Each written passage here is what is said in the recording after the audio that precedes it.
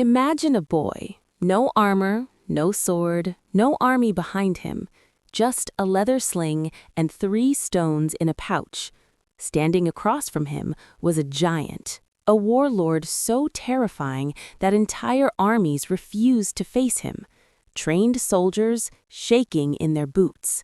But here's what nobody talks about. Those 3 stones spoke to him. They called out his name, they told him his destiny, and one of those stones made a promise that it would end this tyrant forever. This is the story of Prophet Dawud alayhi salam, a shepherd boy who became the mightiest king this world has ever seen, a man whose voice made mountains tremble, whose hands turned solid iron into soft wax, and whose own son tried to kill him for the throne. How did stones speak to a young boy? How did iron melt without fire? And why did his own blood betray him? Stay with me. This story will shake you to your core. We are going deep today, and I mean deep. This isn't your typical 5-minute summary. No shortcuts, no surface-level stuff.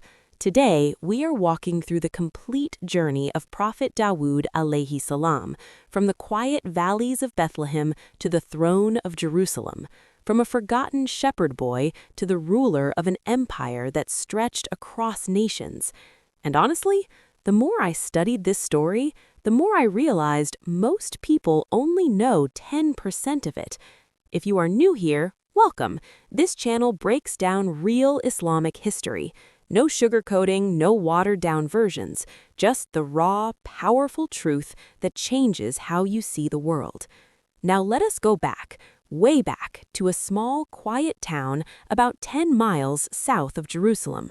Far from the noise of Jerusalem, far from the politics, far from the wars, there was Bethlehem.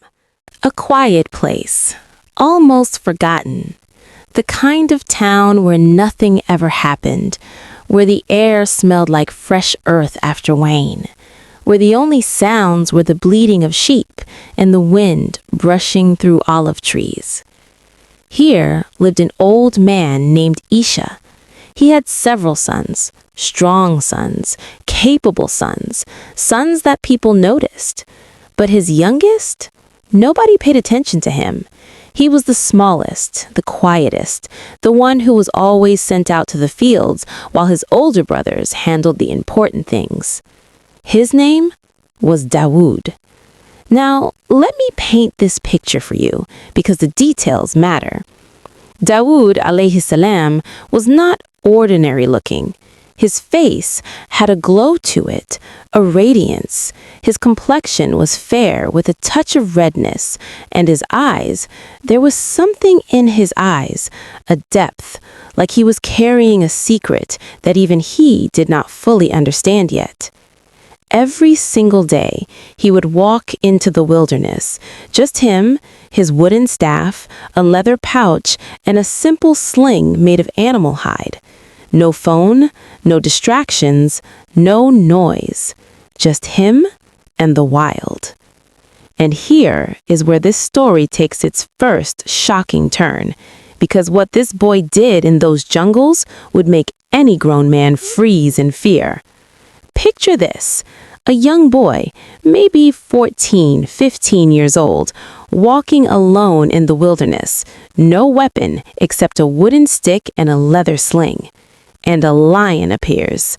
Now, any normal person, any sane person would run, right? Dawud alayhi salam did not run. He walked toward it. He would grab lions by their ears, climb on their backs, and ride them like they were domesticated horses. Now, think about that for a second. Honestly, just sit with that image. A skinny teenager sitting on top of the king of the jungle, and the lion standing still, head bowed, completely submissive. This was not normal strength. This was not training. This was not skill. This was divine protection. Allah was preparing this boy for something massive. You see, most people think Dawud's story starts with Jalut, with the battle, with the sling and the stone. But no, His story starts here, in these silent jungles, alone with wild animals, because Allah was building something inside him. Courage, fearlessness, total trust in the divine. And that trust was about to be tested in a way nobody expected. One afternoon, the sun was directly overhead, burning, relentless. Dawud, alayhi salam, was walking through a barren path, alone, as usual. And then, a voice, coming from the ground, a stone, spoke. It said, "O Dawud, pick me up. I am the stone of Harun, the one that Harun used to strike a man. I will be of use to you." Now imagine, you are a teenage boy, walking alone in the desert, and a rock starts talking to you. He picked it up, placed it in his pouch. A few steps later, another stone called out, "I am the stone of Musa. Pick me up. I will serve you." And then, a third stone. And this one said something that would give anyone goosebumps. "O Dawud, I am the stone that will destroy the oppressor Jalut. Take me with you." 3 stones, 3 voices, 3 promises. A boy who had never seen a battlefield, who had never held a real weapon, who was a nobody in the eyes of the world, was just told by the earth itself that he would kill the most feared warrior alive. And he believed it. But who was this Jalut? And why was an entire nation terrified of one man? Let me show you. Palestine at this time was under siege. A warlord named Jalut, known in Western history as Goliath, had conquered the region with brute force. His army was massive, his weapons were advanced, and he himself was a monster of a man. Descriptions say he was enormous, towering over normal men, covered head to toe in iron armor, carrying weapons that a regular soldier could not even lift. The Bani Israel, the children of Israel, were crushed under his rule, their homes destroyed, their families scattered, their dignity stripped away. They needed a leader, a king who could unite them, who could fight back. That king was Talut, known in Western text as King Saul. Allah chose him, and he raised an army. But here is the problem. Nobody wanted to fight Jalut. Jalut stood in the open field and roared a challenge. He said, "Send your strongest warrior. Let him face me, 1-on-1. If he wins, your people go free. If I win, you all become my slaves." Silence. Complete, total silence. Talut made an announcement. "Whoever kills Jalut will receive half of my kingdom and my daughter's hand in marriage." Half a kingdom, a royal marriage, the greatest reward imaginable. And still, nobody moved. Until one voice broke the silence, and that voice belonged to a shepherd boy. When the announcement reached the valleys of Bethlehem, something stirred inside young Dawud. He remembered the stones, the voices, the promise. He walked straight to the messengers, looked them in the eye, and said 4 words that stunned everyone. "I will kill Jalut." They laughed. Of course they laughed. Look at him, a child. Thin arms, no armor, no training, carrying a wooden stick and a leather pouch. "Go home, boy. This is not a game." But he did not go home. The news reached King Talut, and when he saw this bright-faced, glowing young man standing before him, he did not know whether to be impressed or worried. Talut offered him royal armor, the finest iron protection in the kingdom. Dawud, alayhi salam, refused. He said he did not need it. Think about this moment. Truly think about it. An entire nation's fate resting on a teenager. No armor, no sword, no shield. Just faith. Pure, unshakable, absolute faith in Allah. And what happened next is one of the most dramatic moments in all of human history. The battlefield was set. On one side, Jalut's massive army, ironclad, battle-hardened, confident. On the other side, the trembling soldiers of Bani Israel. Jalut stepped into the center, The ground seemed to shake with each step. He looked across the field, scanning for a worthy opponent. And then he saw a boy. Jalut laughed, a deep, thundering laugh that echoed across the valley. He shouted, "Is this what you send me? A boy with a stick? Am I a dog that you come at me with a piece of wood?" But look at Dawud's face. No fear, no hesitation, no doubt. Just peace. He reached into his pouch, his fingers wrapped around one stone, the stone that had promised him victory. He placed it in his sling, pulled back. His arm began to rotate, faster, faster, faster. And then he released.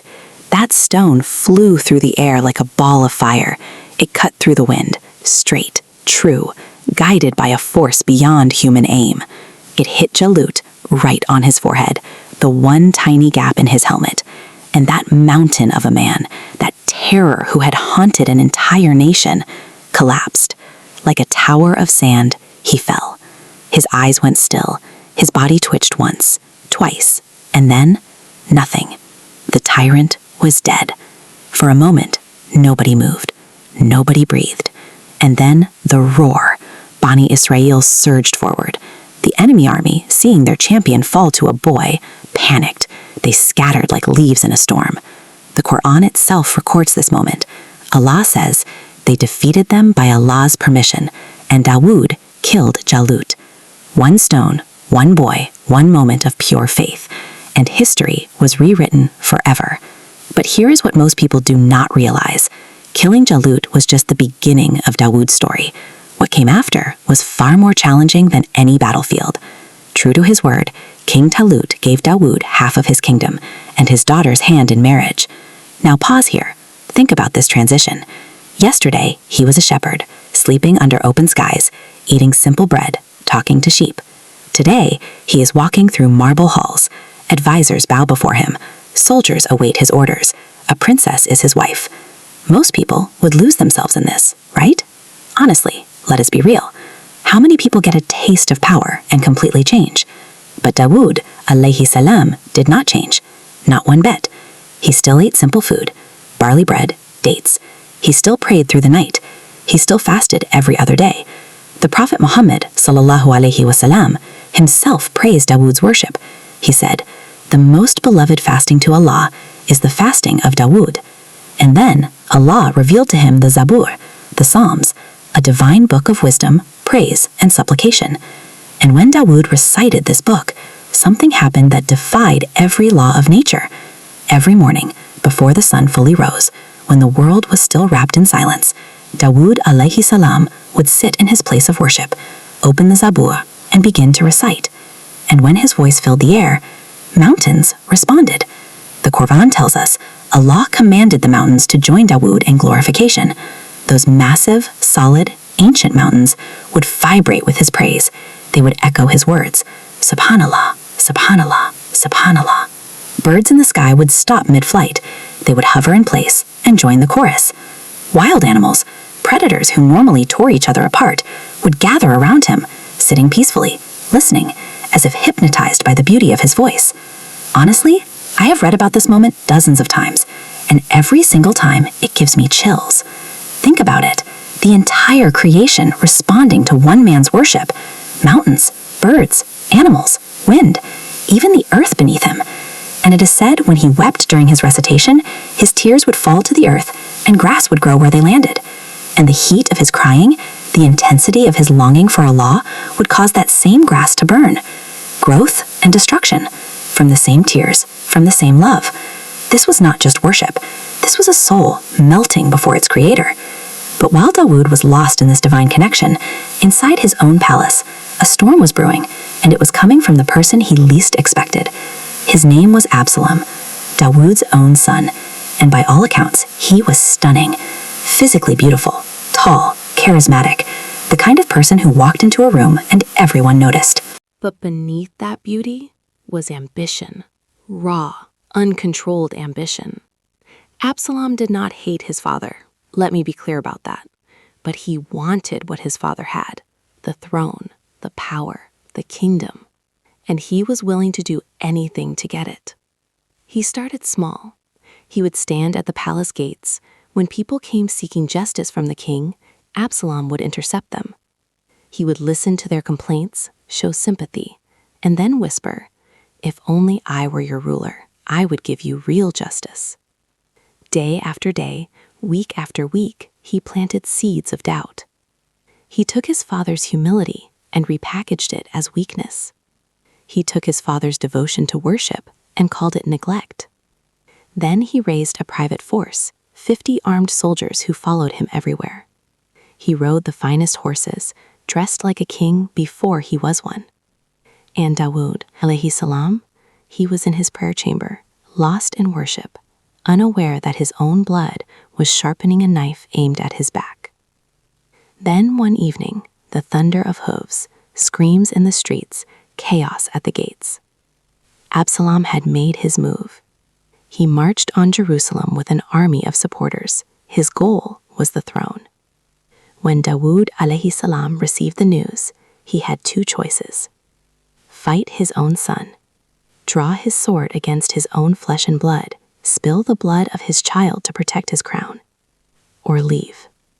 He chose to leave. The mightiest king on earth, the man who killed Jalut, who rode lions, whose voice shook mountains, walked out of his own palace, barefoot, with tears streaming down his face. And do you know why he left?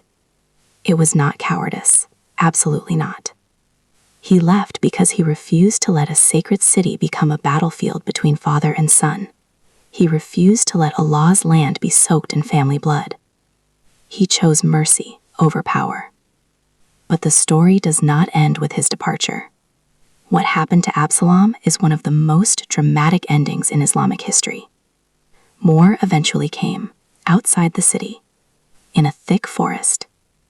Dawud's loyal commanders fought Absalom's rebel forces, and Dawud gave one strict order: capture my son alive, do not harm him.